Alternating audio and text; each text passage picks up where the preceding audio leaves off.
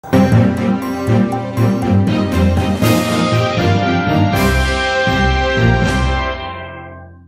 m'en voudrais de ne pas, à l'entame donc de ce débat, remercier encore le promoteur du journal L'Économiste, le concepteur, l'initiateur donc de cette séance débat. Je m'en voudrais également de ne pas saluer l'ensemble des journalistes présents parce qu'ils y ont trouvé un intérêt d'avoir à l'initiative de L'Économiste. Vous avez le régulateur qui fonctionne au Bénin depuis donc 2006. Sous l'appellation ATRPT de 2006 à 2014, sous l'appellation ARCEP de 2014 à 2018, repris encore sous l'appellation ARCEP avec le code du numérique d'avril 2018. Vous avez deux organes à l'ARCEP, le Conseil de régulation et le secrétariat exécutif. Nous contribuons à l'élaboration du cadre réglementaire en donnant des avis sur des propositions de loi du gouvernement, en donnant des avis sur des propositions de réglementation, des propositions de décret, des propositions d'arrêté. Deuxièmement, nous sommes chargés donc de réguler les marchés. La régulation du marché, c'est de permettre qu'à travers la concurrence, les opérateurs puissent donner des services de plus qualité. Troisièmement, nous avons un rôle sur lequel tout le monde nous interpelle, c'est de veiller à la protection du consommateur. Et quatrièmement, ça c'est pas aussi visible, nous le faisons avec les opérateurs, c'est la gestion des ressources rares de l'État. Nous sommes membres du forum du réseau francophone des opérateurs de télécommunications, nous sommes membres du comité des régulateurs de télécommunications de l'UEMOA, nous sommes membres de l'association des régulateurs de télécommunications de l'Afrique de l'Ouest. Ça, c'est ce qui est formel. Nous sommes membres à l'UT, nous siégeons à l'UT, à l'UPAP, l'Union panafricaine des postes, nous sommes à l'UPU, l'Union postale universelle, nous sommes à l'IAT, l'Union africaine des télécommunications. En dehors de ça, nous avons des partenariats avec, dans la sous-région ici, tous les pays, tous les régulateurs de l'UEMOA, nous avons des partenariats. Et déjà dans l'écosystème des organismes d'État, a été le premier à être certifié ISO. Et est la seule autorité de la sous-région à oser s'inscrire dans la démarche et à se faire certifier et à maintenir sa certification. Aujourd'hui, nous avons un système de contrôle en temps réel. C'est-à-dire que la photographie du réseau, nous l'avons. C'est-à-dire qu'il n'est plus question aujourd'hui de dire oui, nous allons venir au contrôle la semaine prochaine.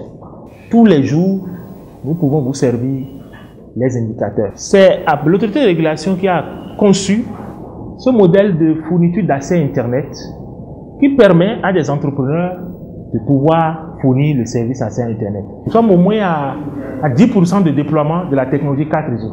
Nous avons une réforme en cours que nous annoncerons bientôt et qui va permettre encore de rapprocher les fournisseurs d'accès à Internet des communautés en allégeant au maximum les régimes d'agrément pour qu'ils rentrent, en privilégiant d'autres approches pour que des opérateurs économiques, pas nécessairement des grands investisseurs, mais des jeunes qui ont des compétences en TIC, puissent quand même devenir des entrepreneurs dans ce domaine pour rapprocher. Le service mobile, en partie, est assis sur le réseau d'infrastructures télécom. Et ce réseau d'infrastructures télécom, en termes de déploiement d'infrastructures, de fibre optique, cela a été laissé à l'opérateur historique qui est Bénin Télécom Infrastructure. C'est ce qui a valu que le gouvernement a dû initier ce qu'on appelle le projet PDIDT pour renforcer l'infrastructure de télécommunications. Parce que des fois, vous avez l'interruption du service de télécommunications mobiles et cela est dû peut-être à une indisponibilité de service de la dorsale de la fibre optique, ou c'est pour des raisons d'aménagement du territoire, les routes qu'on est en train de faire, la fibre optique qui passe par une région où un paysan, par inadvertance, donc dans son activité, a dû couper un câble. Ce sont des difficultés qui jalonnent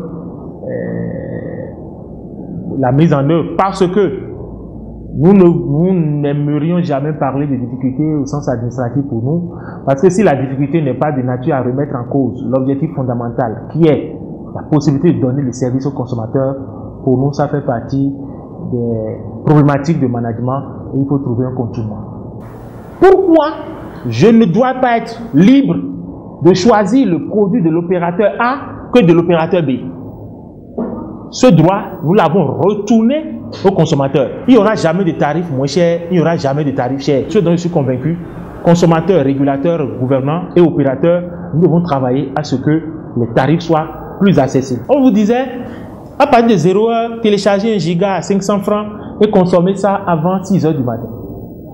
Il peut y avoir quelques chercheurs, quelques jeunes chercheurs qui ont besoin de faire des recherches, qui vont vers ces produits. Donc, quand beaucoup de gens acceptent ces produits et que c'est peu de gens qui consomment, la grande majorité qui ont accepté souscrire et qui n'en consomment après dit qu'on les vole. C'est pour ça, au niveau de l'encadrement tarifaire, nous avons refusé. L'autorité de régulation, vous l'appelez avec le 131, sans coût. Et on vous répond. Je dis sans coût, on vous répond. Nous avons, sur ceux qui vous allez sur notre site web, vous pouvez vous plaindre directement en relatant. Et c'est une plateforme organisée qui vous permet, en série de questions, d'évacuer un certain nombre d'éléments avant d'aboutir. Tout le monde doit faire de l'ARCEP sa maison. L'ARCEP, c'est la maison des consommateurs et des opérateurs des secteurs de communication électronique et de la poste. Je veux que les consommateurs retiennent que dans leur expérience de consommation et de jouissance des services de communication électronique de la poste, leur droit est effectivement protégé à travers les soins de l'ARCEP.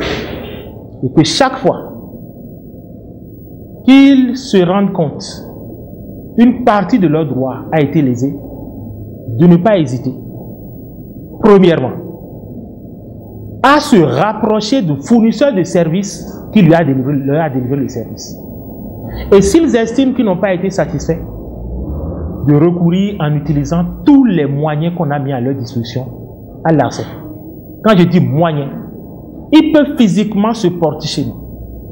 Ils peuvent nous appeler au 131 gratuitement.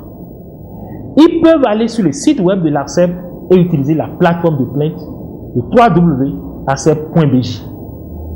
Ils peuvent appeler le direct de l'ARCEP. Ils peuvent voir les associations de consommateurs qui sont en partenariat avec l'ARCEP, dont la liste est également sur notre site web.